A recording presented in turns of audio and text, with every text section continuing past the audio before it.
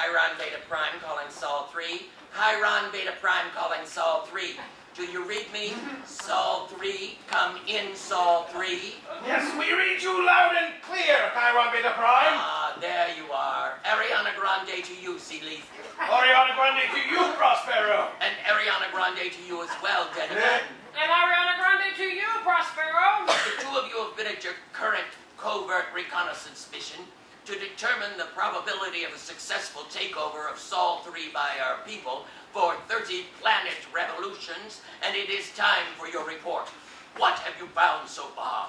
Well, it has been quite interesting, Your Dorkness.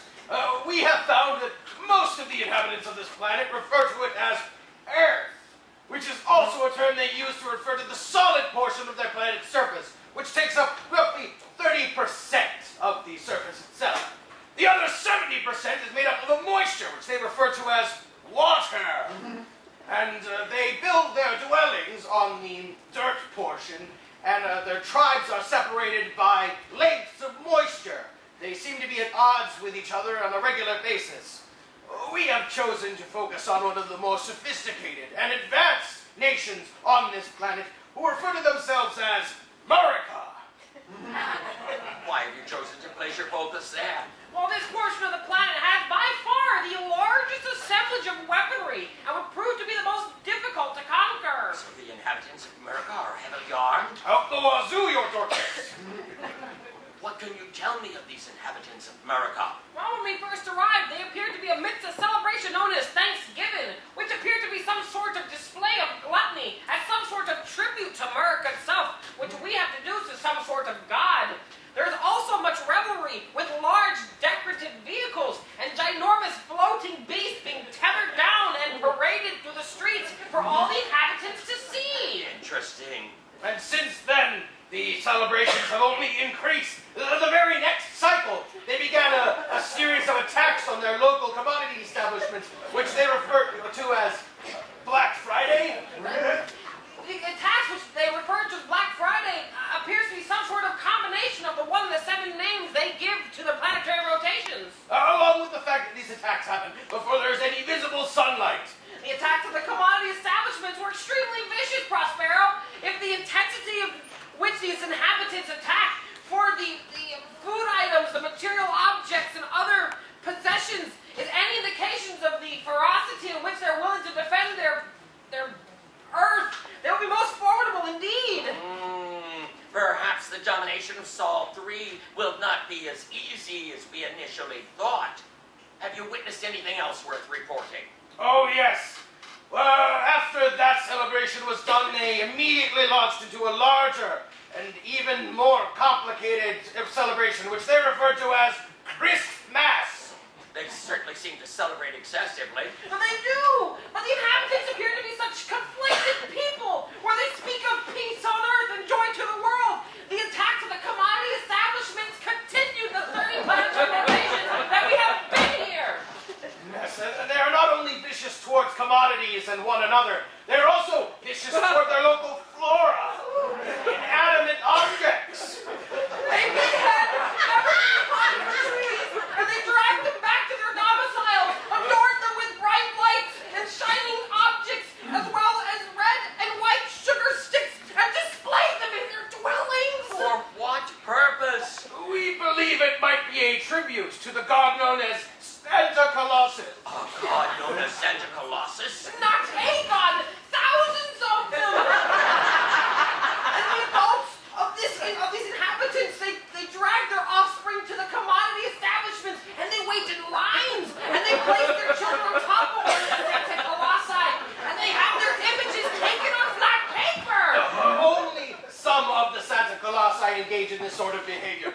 Others can be seen in the decorated vehicle lines at Thanksgiving, while others still can be seen outside the commodity establishments ringing bells next to large offering pots, while others enter and exit the structure. Again, for what purpose? The inhabitants appear to drop small metal tokens or paper as some sort of tribute or offering to the Santa Colossi, yet others walk right by the Santa Colossi as if oblivious to his presence. We believe Santa Colossi are invisible to those who do not render proper offering.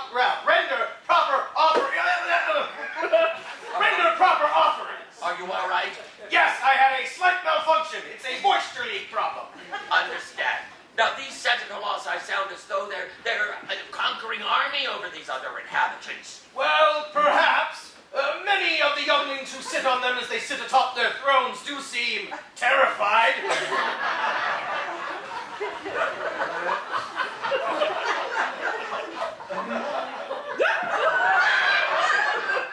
Some more than others.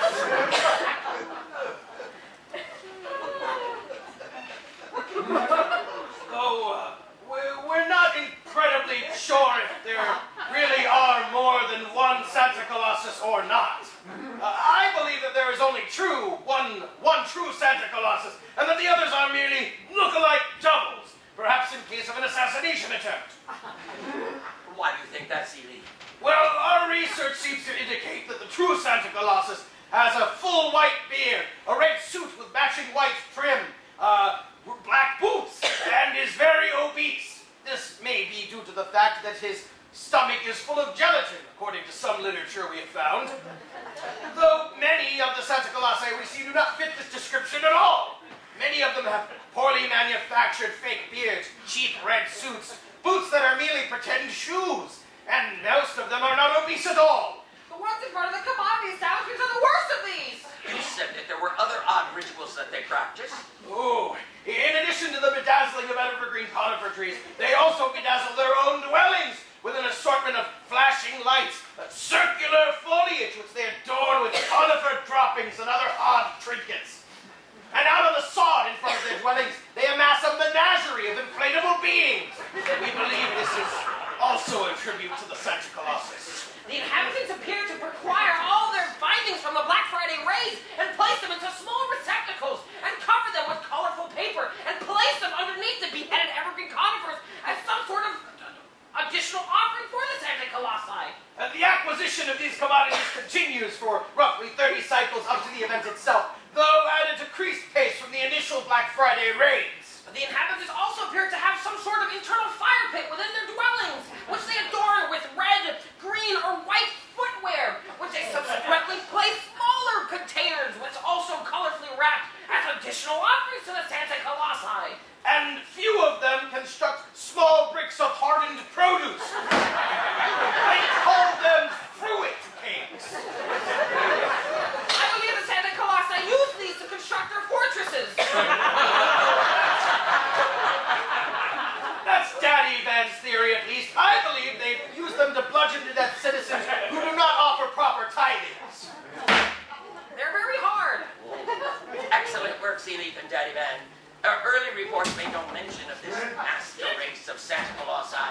Our initial impression was that the residents of Sol 3 were largely weak and vulnerable, pinky little creatures that we could vanquish with one mandible tied behind our blarks. It is obvious to me that these large quantities of tribute and offerings and sacrifices that these merchants give to these Santa Colossi creatures that you have uncovered, they must be terrified of them.